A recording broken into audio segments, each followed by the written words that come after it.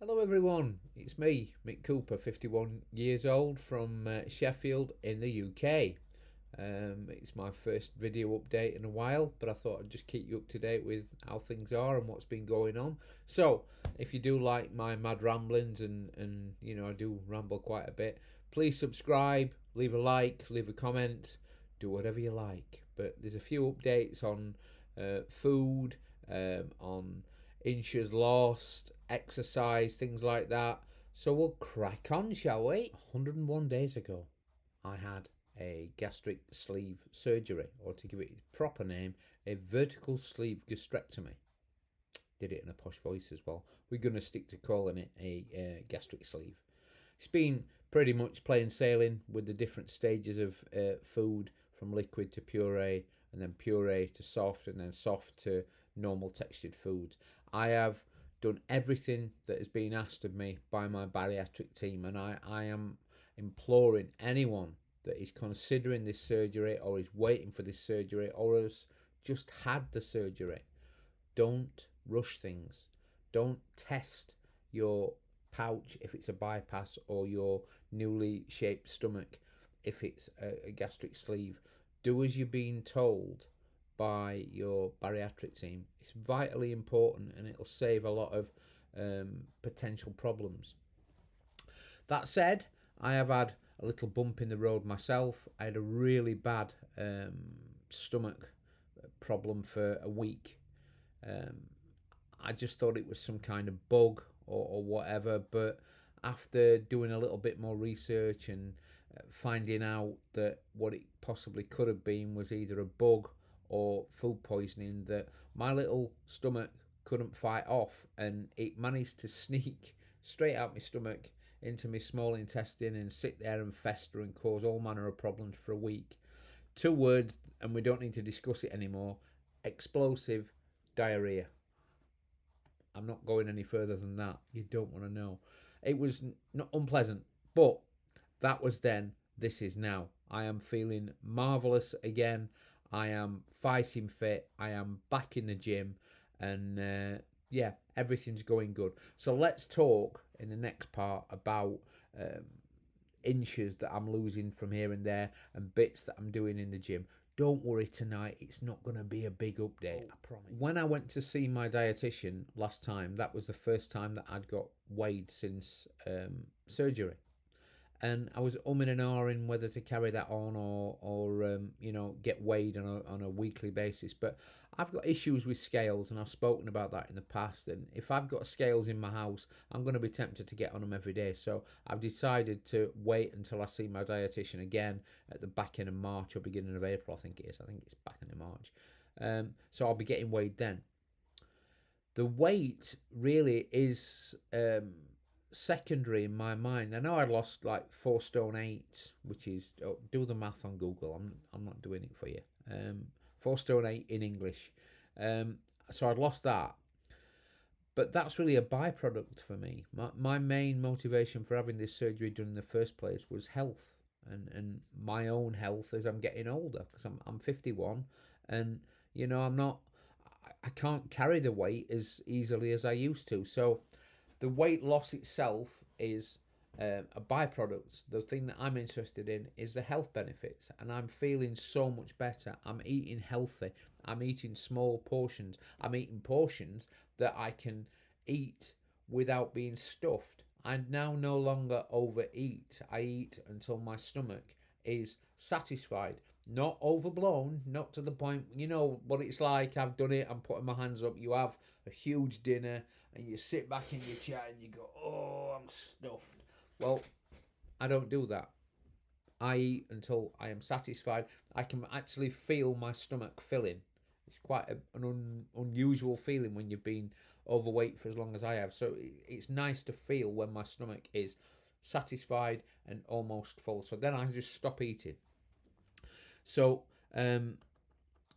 the weight loss thing is secondary, but people have noticed that I am changing shape, and this is true. I started off with chest measurements of 64 inch, waist measurements of 63 inch. Now my chest now measures 46, 47 maybe. So I'm still like extra large or maybe just bordering onto 2XL. But my waist, which has really astounded me, has gone from a 63 down to a 40.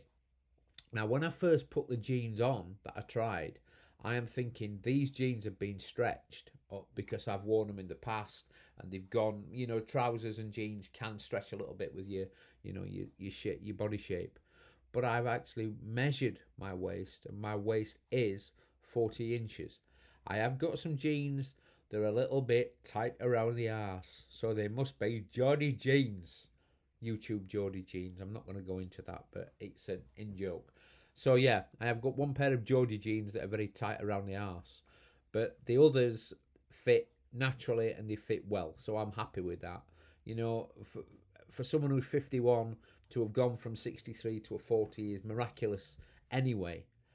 Because our body shapes change as we get older. I am going to talk about exercise next because it's something that I'm passionate about. I've spoken about it a lot in the past, and when I went for my weigh-in, one of the things that I was wanting to get clearance for was getting back into the gym. So let's talk about the gym. Let's talk about the gym.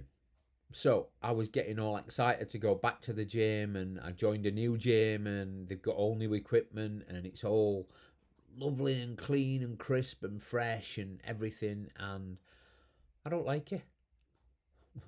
If you know Little Britain, you know what that was. I don't like the gym.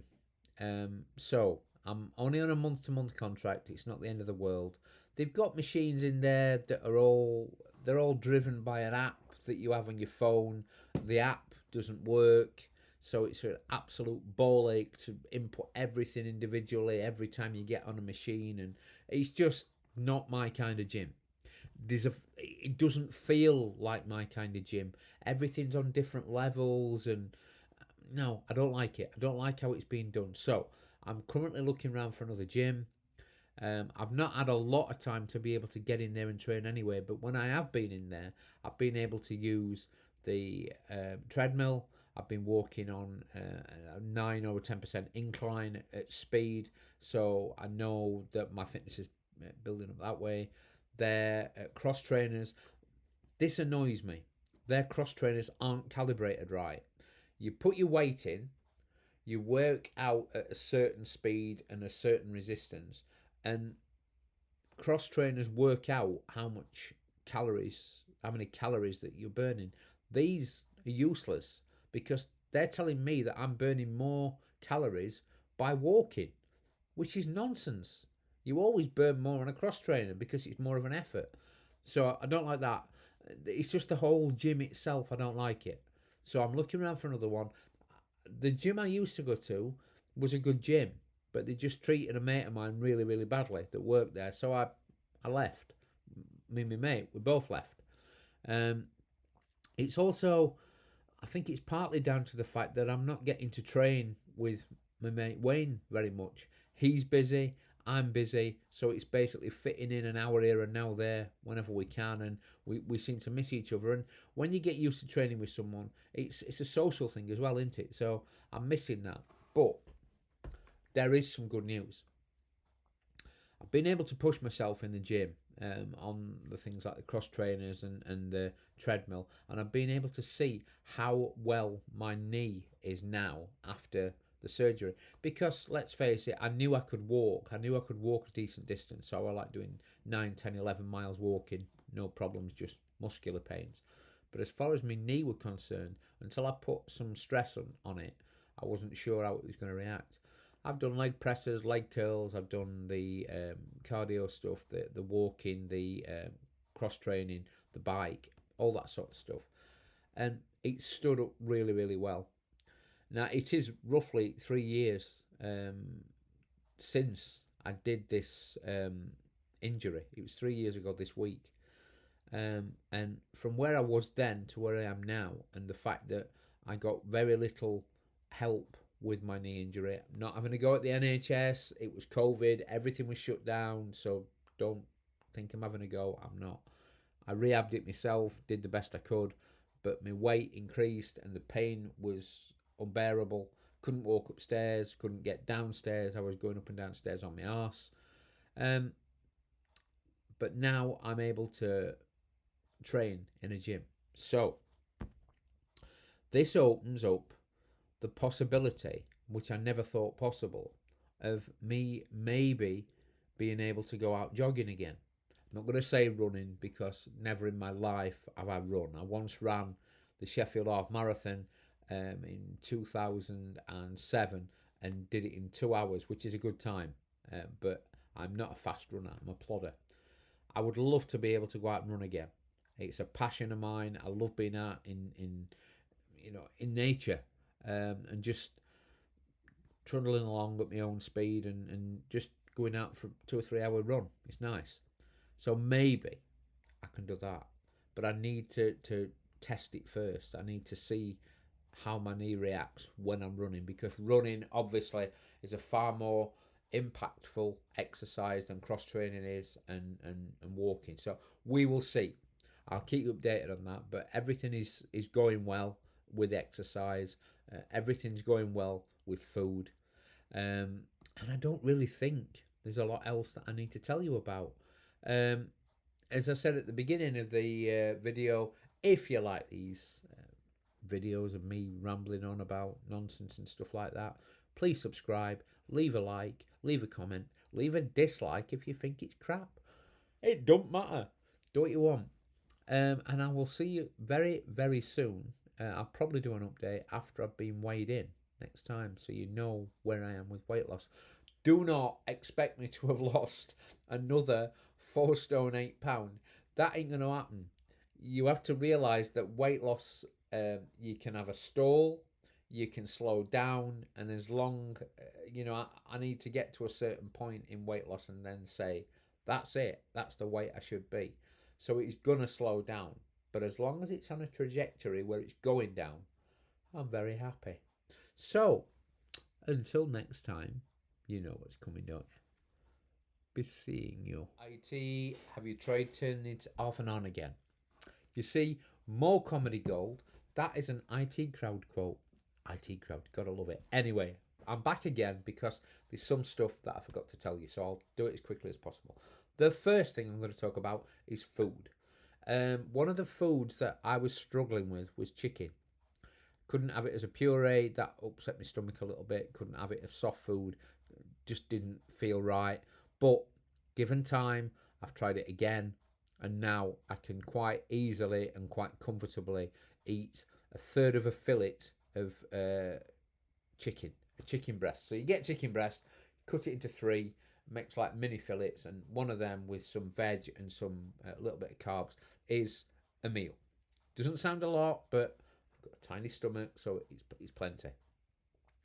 Also talking about foods.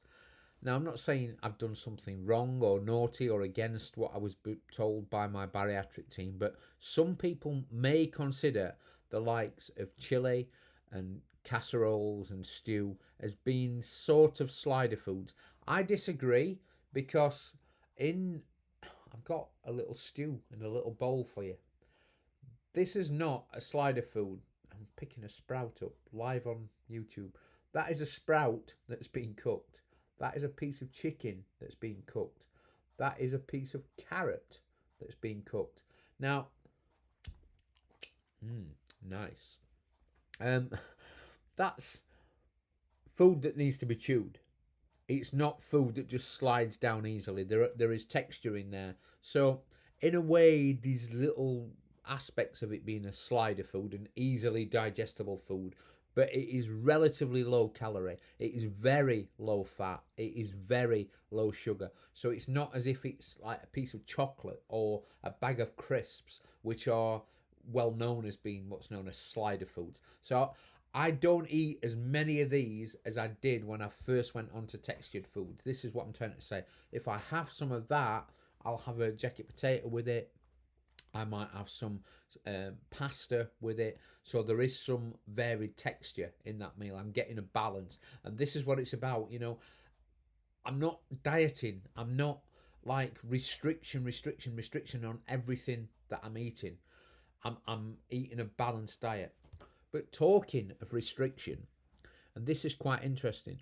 If I eat that, I can probably eat the majority of that. It's only a very small bowl. Look at the size of my hand. Look at the size of the bowl. It's a small bowl. I could probably eat that. But if I have a piece of chicken and I have a small potato and some veg, if I eat that, it means that my stomach feels more full because of the texture of the food. Now I no longer eat to the point where I'm bursting. I eat until I'm satisfied.